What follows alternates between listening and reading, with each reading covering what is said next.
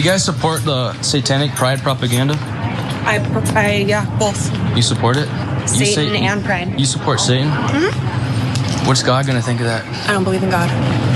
Wow. So you Did you need help with something? You support the propaganda that's targeting the kids? There's nothing targeting kids. It's all over kids' TV shows. It's all over. They're targeting the kids. Kids can choose to wear whatever they want. Do you support the sexualization of kids through pride propaganda by corporate? Is there something that we can help you with? I'm just asking people questions. What about you, sir? Do you support this? I'm not answering any questions, but if you're here to cause any disturbance in the store... I'm just asking questions. Do you work for the Target? Disrupting. Do you work for Target? I do, actually. Where's your name tag? I am the undercover loss prevention. Oh, okay. So... I'm just asking questions. So do you support this satanic propaganda? I'm not answering your questions. What you need to do is you either need to leave the store... God will judge you guys. I am not going to be vaccinated. I join you in that. I'm going to be one of the survivors. I'm going to survive the genocide. That is conservative megapastor Rick Wiles. I am not going to allow the COVID maniacs to convince me to be vaccinated or vaccinate me against my will. In April, the senior pastor of Flowing Streams Church in Florida and the founder of the conspiracy-promoting True News website called the COVID-19 vaccines a mass murder campaign led by Satan's team on Earth. I'm going to survive a global genocide. Now, Wiles himself is in the hospital with COVID-19. It's a dramatic and embarrassing turn for him 1 month after proclaiming, "The only good thing that will come out of this is a lot of stupid people will be killed off." Watch this. Asking Christians to read the Bible. Psalms 137, verse 9. Give me a second to look it up. Someone in the comments asked for Psalm 137:9. This guy is live reading the Bible for his TikTok followers. And this passage says, "Happy is the one who seizes your infants and dashes them against the rocks." Look at how he reacts. Down to its foundations, daughter of Babylon, doomed to destruction. Happy is the one who repays you according to what you have done to us. Happy is the one who seizes your infants. Okay.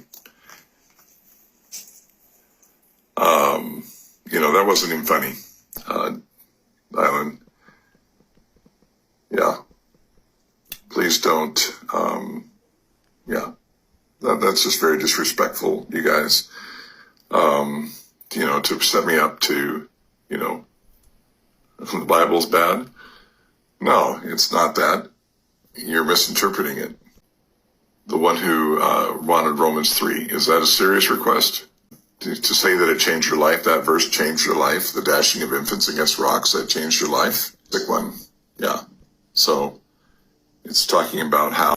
What gets me about this is he says you're misinterpreting it, but it's an exact reading from the Bible. This is kind of like if we ask Clarence Thomas to read the 14th Amendment, which says everyone has a right to privacy, after he overturned Roe versus Wade, and he was like, hey, you're misinterpreting the Constitution. It's just interesting that even people who use the Bible to make laws and policies, which by the way should not be a thing, we have the separation of church and state, no one religion should be able to dictate laws or policies, but even those who use the Bible don't actually understand what's in the Bible. I'm telling you, he's going to expose Kamala Harris for the Jezebel demon that she is. Do you honestly believe, Pastor Locke, that the military uncovered tunnels beneath the Capitol building and beneath the White House and in the Five-Fingered Lakes? Do you really believe that they found kids? Yeah, both live ones and dead ones. And if you disagree with that, and if you try to discount that, and if you try to cover that, and if you try to keep that on the DL, you're just as complicit as Hunter Biden and the rest of them bunch of crack-smoking perverts.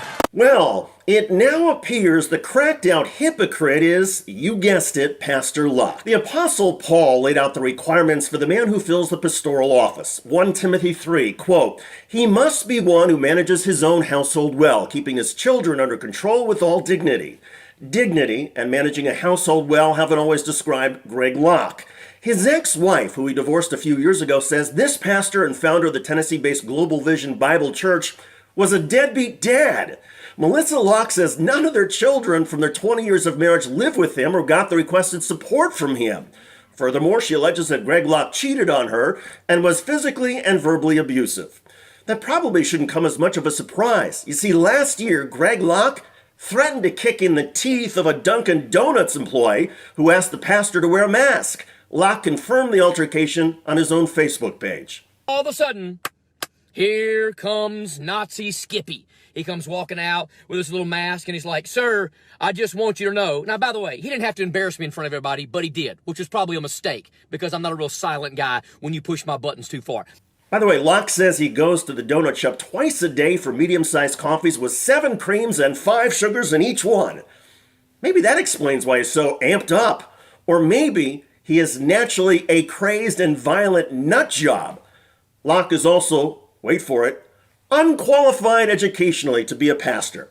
That's right, his bio says he got a degree from the Baptist Theological School of New England. The school says it only offers education through correspondence. In other words, mail-in degrees. Anyway, never mind the apparent personal and spiritual fraud we're talking about with Pastor Locke. There are also questions about financial fraud, given the financial improprieties that have popped up at Locke's church. There's a lot to mock and make fun of here, and Locke himself in his sermons plays off the criticism. I'm already crazy. But in all seriousness, it seems like a reproach to Christ's church when somebody like Greg Locke masquerades as a man of God. Without a religion or without any kind of religion or basis of religion in the U.S., the country will fall apart. Can I read you the First Amendment? Congress shall make no law respecting an establishment of religion or prohibiting the free exercise thereof. Yeah, it means you can have any religion you want to, but right now Christianity, unfortunately, is on the downturn, according to the latest poll I saw. Doesn't it also mean that Congress cannot promote or deny religion?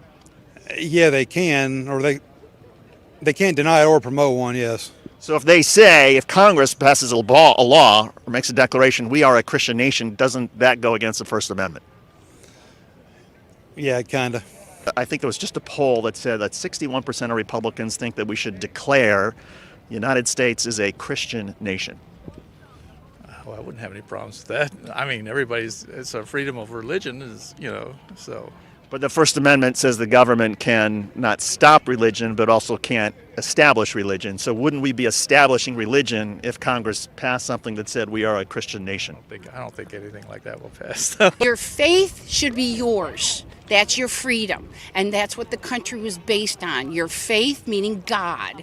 And that is what is kind of the glue, along with Constitution. Well, First Amendment says Congress should not establish religion. It should also not prohibit religion. But if we are going to say that we should have God back in schools and in government, isn't that going against the First Amendment? My opinion is it's the balance. So I don't say it's against, it's part of our Constitution, is the faith, and that's what's supposed to stay strong according to the Constitution. And we got to look at that as that's the biggest compass. But is it the role of government to make sure that God is part of all of this? Is it part of it? Well, that's how it was written, to be part of the government, and we're trying to strip that away. And we're stripping away. The First Amendment says it was not supposed to be part of the government, that if you want to practice your religion, that's fine. The government cannot stop you, but the government can also not promote your religion. Yeah, again, I look at it as what my choice is, my personal choice, and how I was raised as an American with the freedoms that I have to be able to choose what my religion is and what else I want to do. Being a Christian's a personal choice. Like to see people making that choice personally and rather not have it mandated as a federal law. It would also go against the First Amendment of the Constitution. Obviously, and to all of those who have a different choice, who make different life choices. That's the good thing about America, is that we're all accepted here based on the choices that we make. The Biden administration now is trying to recruit atheists to vote for him. What's wrong with atheists? Well, if they're going to find out real hard when they die what's going to happen. Oh, so if you're atheist, if you're not a Christian believer, you're in trouble when your life is over. Is that the? That's my opinion anyway. Yeah. Okay. Should that be taught in schools, or should it just be up to individual families or churches? Oh, I think once they took God out of the school system, that's the issue we have now. I mean, the CRT and the transgender BS that they're trying to push on the kids. We've lost our bearing.